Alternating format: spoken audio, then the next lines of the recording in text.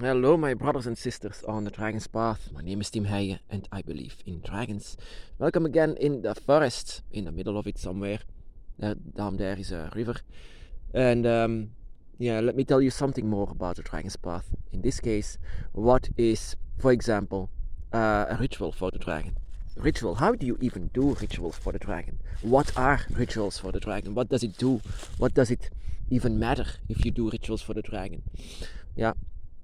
Sometimes when I look on the internet, I can see so-called dragon rituals with a lot of, from these rhyme verses that are saying, yeah, do this my dragon and do that my yeah, I want this, I want that. That is actually not a ritual. That is asking the dragon for something. But a ritual, my brothers and sisters, is completely different. And dragon witches should know. Dragon witches or mages or druids should know this, that the dragon, that this is not made for you to ask the dragon for anything. A dragon ritual, my brothers and sisters, is something that you give to the dragon. Some kind of an effort that you do for the dragon. For example, I do a lot of rituals with the dragon's eye because I know it's a very powerful sign for the dragon's followers. But in this case, I sometimes just sing for my dragon, even though my voice is horrible and everyone else would flee if they hear me sing. But I sometimes, in front of my altar or in this forest, I try to sing for the dragon. I try to talk with my dragon. I also talking, by the way, and also if I sign the dragon's eye here on the ground, for example, I sometimes can see this it has a lot of energy, and sometimes just a dance together with your dragon, just dancing with each other, and the voices that you have then, that what you say on that moment has a lot of power. And those are the things that I've written down on my book of Dragon Shadows. The things that I was saying while I was dancing with my dragon, those were the words of magic. Those were the words of dragon witchcraft, but also manipulation. Dragon magic, my brothers and sisters, happens in your own path. Your own path is saying what you have to do. And sometimes when I just don't know what to do, my dragon is guiding me to do whatever I want to do. That is just the thing. Dragon rituals, my brothers and sisters, is being done with your mind and soul and heart. If it's not done like this, if it's forced, something that you read from a book, then the dragon will not take it seriously and will not dance with the words of another person. It has to come from you, your words alone. Those are the words of power. Those are the words of energy that they need. And sometimes a dragon dance can be enough to say that it's a dragon ritual. A ritual that is not in books. A ritual that only you know how to do. And a ritual that will make your dragon be pleased. And that is also something that a lot of people ask. How can I please my dragon? How can I show the dragon that I love them? Just dance with them. Just talk to them. Just sign the dragon's eye, that you show them that your dragon eyes is with them, with the dragons that you can feel.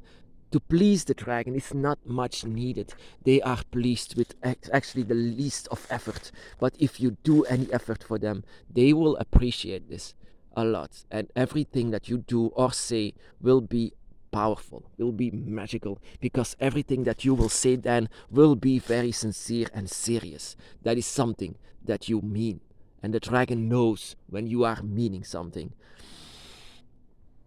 So yeah, dragon rituals.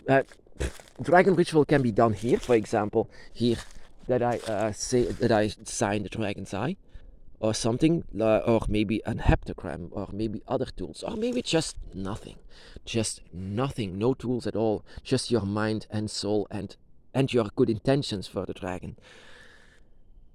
A dragon ritual. I did quite a lot in my Dragon's Path, and some of them I've written down on my book of Dragon Shadows, and that is also something that you should know.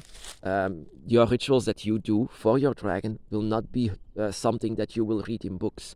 It's something that you can write down on your book of Dragon Shadows, which is an empty book that you should write your experiences in down, of course, and so that you know and remember how your dragon rituals go. And so maybe you can do the same thing later on. But like I said, do not do anything forced, because it won't work if you do something forced.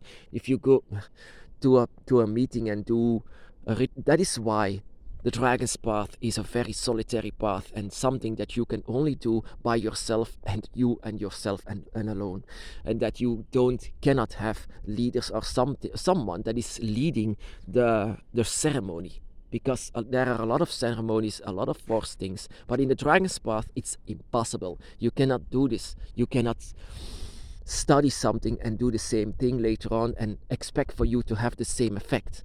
No, it has to be done sincerely, and that is why you cannot come.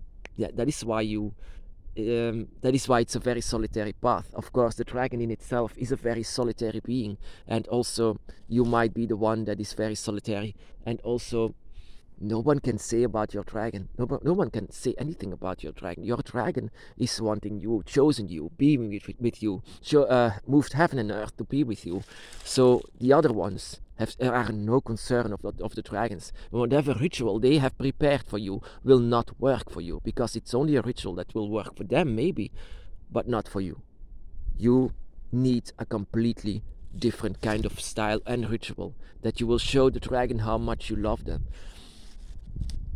So dragon rituals are different in every one of us. How you do your dragon rituals is not how I do my dragon rituals. And if we come together, we can show each other how we do rituals and how much we love the dragon. That is something that we indeed share, the love that we have for the dragon and the connection that we have for the dragon. But the dragon's rituals in itself is completely different, just like every path is different for every one of us. That is why it's very difficult for us to say how a ritual has to go. Let yourself go into this. Let yourself be guided by your own instincts, because this is what a dragon wants from you. Your words, your deeds, your energy, that you exchange to each other.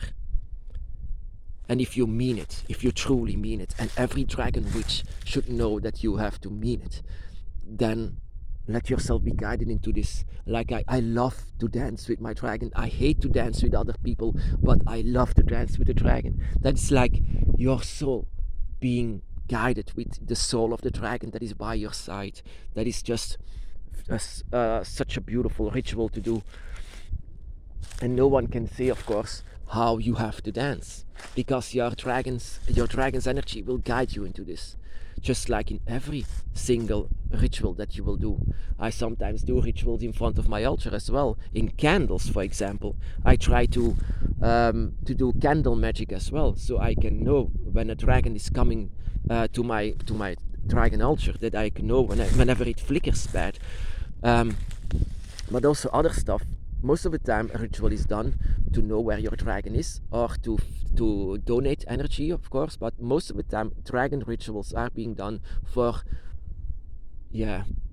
connecting with the dragon, for connecting them with them, for pleasing them, for out of love for the dragon, in short. So how to do a dragon ritual? What are dragon rituals? Well, like this. What are dragon rituals? And that is also the reason why they cannot make a religion out of the dragon's path, because leaders, no, you will only be misguided by the one who are claiming to be a leader. No one is above you. No one at all. It's not because they have more experience on the dragon's path that they are above you. For the dragon with you by your side, this other one is just another draconic spirit. But that's it. You are the one they want to see and want to hear. You are the only one that can donate energy to them, because of the connection that you have with your dragon. So, what are dragon rituals? In short, you tell me. My brothers and sisters, be blessed.